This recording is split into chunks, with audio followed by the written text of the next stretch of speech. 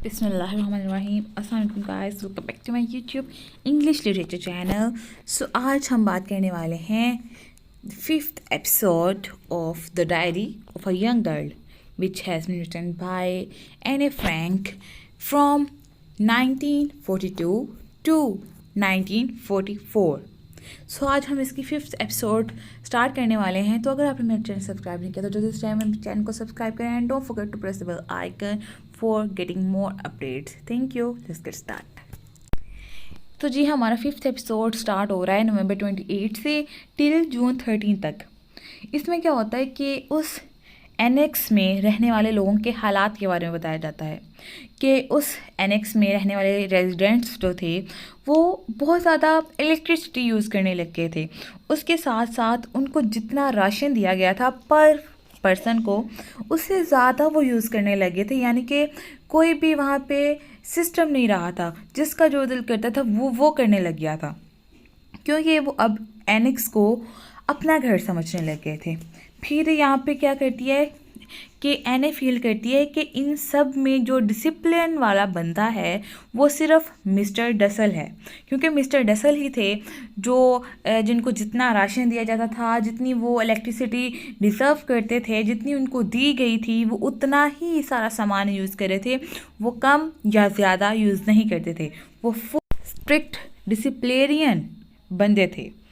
और फिर उसके बाद वो एने बताती है कि वो बहुत ज़्यादा ओपिनियन रखते थे दूसरों के बारे में भी, कि दूसरों को ऐसा नहीं करना चाहिए, उनको ऐसे यूज़ करना चाहिए, ऐसे यूज़ करना चाहिए। लेकिन वो एटिकेट्स वाले बंदे थे।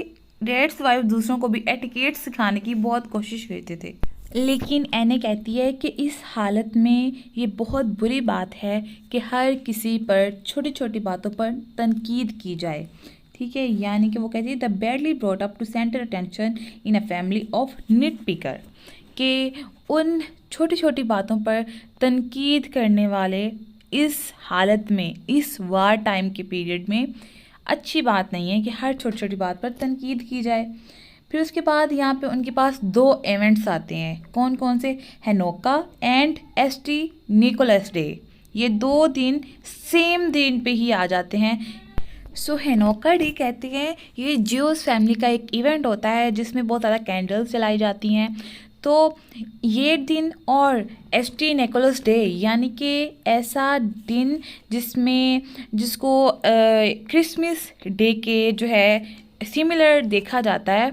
और इसमें भी सेंटा क्लॉज वाली सारी वो जैसे सेलिब्रेशन होती है वो मनाई जाती है। तो ये दोनों दिन इनको 2 इवेंट्स आ गए जो कि ज्यूस और क्रिश्चियन दोनों दिन मना रहे थे। ये इसलिए मना रहे थे क्योंकि ये अब चाहते थे कि वार एंड हो जाए। ज्यूस के साथ साथ क्रिश्चियन भी अब ये चाहने लग गए थे कि अब जो वार है वो एंड कर दी जाए और तमाम चीज़ें नॉर्मल हो जाएं। ये इस चीज़ का साइन है। फिर उसके बाद ये जो है हैनोका डे मनाते हैं अपना ज्यूस फैमिली में। लेकिन क्या होता है कि वहाँ पे शॉर्टेज होती है सप्लाई की, कैंडल्स की सप्लाई की, क्योंकि बाहर से कोई चीज़ आने की इजाज़त नहीं होती। अगर मंगवाई भी जाए तो उनको शक हो जाएगा कि यहाँ पे ज्यूस हैं, शायद इस वजह से यहाँ पे कैंडल्स मंगवाई जा रही हैं। तो इस वजह से वहाँ पे जो है हैनोका डे थोड़ी सी कैंडल्स के साथ मनाया जाता है। ऑटो फ्रैंक ने एने फ्रैंक के लिए और बाकी बच्चों के लिए जो है ना वो ब्लैक पीटर की मास्क्स और बहुत ज़्यादा बास्केट्स प्रेजेंट्स की फिल करके रखी होती हैं। अब ब्लैक पीटर कौन होता है? ब्लैक पीटर कैंपेनियन होता है सेंटा क्लॉज का, यानी कि एसटी निकोलस डे भी यहाँ पे मनाने की तैयारी हो रही थी। तो उन्होंने ये सारे प्रेजेंट्स जो हैं वो अपने कैबिनेट्स में छुपाए होते हैं बच्चों के लिए। तो फिर क्या होता है next day mister Van Daan जो होता है ना वो सॉस बनाता है। जो मीट होता है वो अपने घरों से लेके आते हैं उसको प्रिजर्व करने के लिए। यानी कि यहाँ पे दिखाया जाता है कि कैसे वो वैंडैन में वो सीक्रेट एनेक्स में रहने वाले लोग किस तरह एक्टिविटीज़ कर रहे थे। जो मिस्टर डसल थे वो अपने डेंटिस्ट के काम में बहुत ज़्यादा बिजी थे, यानी कि वो मिसिस वैन डैन की दांत की कैविटी ठीक करने में लगे हुए थे। उनको पता था कि मिसेस वैन डैन जो है वो बहुत ज़्यादा बोलती हैं, बहुत ज़्यादा कंप्लेंट्स करने वाली, आर्ग्यू करने वाली लेडी हैं। इस वजह से वो उसको कहते हैं कि अब मैं तुम्हारी कैविटी ठीक करने वाला हूँ, मेडिसिन देने वाला हूँ, अब तुमने सारी रात बोलना नहीं है सुबह होने तक। लेकिन वो इतनी बातूनी खातून होती है कि वो चुप नहीं करती। जब वो चुप नहीं करती, एनॉय फील करवाती है मिस्टर डसल को, तो मिस्टर डसल उसको कहते हैं कि तुम अब अपनी एक्सरसाइज करने के लिए बाहर चली जाओ, ठीक है, मतलब सीक्रेट एनेक्स से बाहर नहीं, उसके रूम से बाहर चली जाओ और अपने दांतों की एक्सरसाइज करो। अब एने अपनी डायरी में बैड इफ़ेक्ट्स, साइड इफ़ेक्ट्स भी लिखती है एनेक्स में रहने के।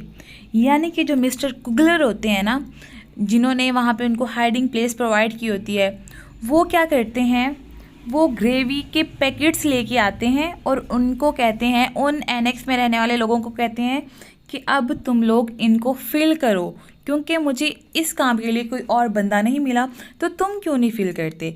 यानी कि एने कहती है, अकॉर्डिंग टू एने, ये जो प्रिजनर्स होते हैं उनका काम है ये सारा कुछ करना, लेकिन हमें प्रिजनर्स की तरह वहाँ पे ट्रीट भी किया जाता था। यानी कि वही बात कि जहाँ पे आप रहते हैं वहाँ के कानून कायदे आपको मानने होते हैं, तो फिर वो जो है उनसे काम भी लेता है। ऐसे मुफ्त में तो आपको कोई नहीं रखता ना, तो डेट्स वाई फिर कुगलर जो है वो उनसे काम भी लेता है कि आप इन ग्रेवीज़ के पैकेट्स को फुल करें, क्योंकि मैं किसी और से नहीं करवा सकता।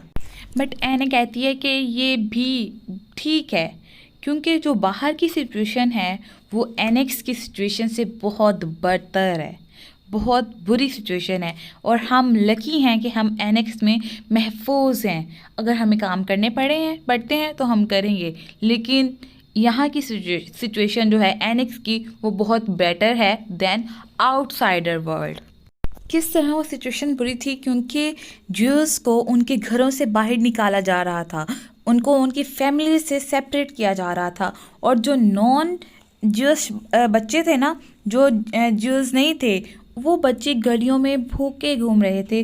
तो वो कहती है कि हम जो एनेक्स में रहने वाले लोग हैं, हम बेटर हैं देन आउटसाइडर, क्योंकि यहाँ पे हमें हर चीज़ प्रोवाइड की जाती है, फूड प्रोवाइड की जाती है, और हम छोटी छोटी एक्टिविटीज़ भी करते रहते हैं जो हम नॉर्मल लाइफ में करते हैं। लेकिन बाहर की जो ज़िंदगी है वो नॉर्मल नहीं रही। अब वो लिखती है कि एने को हर कोई परेशान करता रहता है, हर कोई उसका मजाक उड़ाता है, और उसको कहता है कि तुम अकेली रहने वाली लड़की हो, और वो हर किसी के साथ लड़ती है। फिर वो ये सोचती है कि अगर मैं ऐसी होती, अकेले रहने वाली होती, तो मैं ये लड़ती ना किसी के साथ। फिर वो कहती है कि यहाँ सेपरेट रहना ही ज़्यादा बेटर है, क्योंकि यहाँ पे कोई भी मुझे नहीं समझता।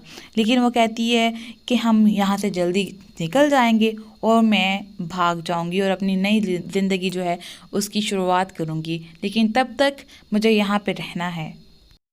मिस्टर फ्रैंक भी कहता है कि बहुत जल्द वार जो है वो एंड होने वाली है, लेकिन उस वार की वजह से एंजाइटी जो थी उस एनेक्स में वो बहुत ज़्यादा बढ़ रही थी। एक दिन क्या होता है कि एने फ्रैंक घबरा जाती है, घबरा के उठ जाती है, क्योंकि बाहर गन का शोर चल रहा होता है, गोलियां चलने की आवाज़ें आ रही होती हैं। तो वो डर जाती है और अपने बाप के बेड की तरफ भाग जाती है। और अगले दिन ही क्या होता है कि पीटर होता है ना, जो पीटर वैन डैन, वो भी डर जाता है, क्योंकि उसके बाजू पे चूहा काट लेता है। तो उसके बाद मिस्टर डसल जो होता है वो अपनी वाइफ को ख़त लिखता है और बाहर वाले आउटसाइडर्स को ख़त लिखता है, लेकिन क्या होता है कि मिस्टर फ्रैंक उसको मना करता है, क्योंकि अगर कोई क्रिश्चियन या नाजी के हाथ में लेटर लग गया तो हमें डिस्कवर कर लेंगे और हमें शूट कर दिया जाएगा। एक दिन तमाम रेजिडेंट्स जो होते हैं एनेक्स में रहने वाले वो डर जाते हैं, क्योंकि वो सुनते हैं कि बिल्डिंग में चोर आ गए हैं।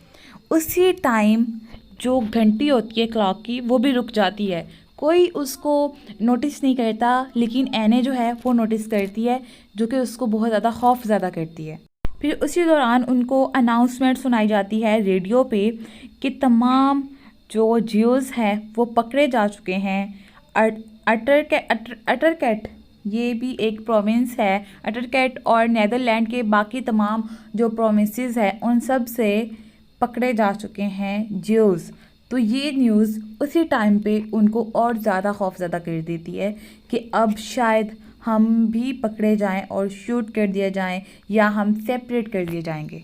इसी हालत में क्या होता है कि मिस्टर डसल की वाइफ उसको उसकी बर्थडे पे एक फूड का पैकेज भेजती है, जो मिस्टर डसल इस सिचुएशन में, जिस सिचुएशन में हेल्प करना चाहिए, उस सिचुएशन में अपना फूड बाकी रेजिडेंट्स के साथ शेयर नहीं करता, जो कि एने को बहुत ज़्यादा हर्ट करती है ये बात कि किस तरह हम यहाँ पे रह रहे हैं, लेकिन इस आदमी को, मिस्टर डसल को, तब अंदाज़ा होगा जब हम यहाँ से आज़ाद हो जाएंगे और ये उन चीज़ों को सोचेगा कि किस तरह हमने एक लकीली लाइफ गुजारी एक हाइडिंग प्लेस में, और हमें याद करेगा।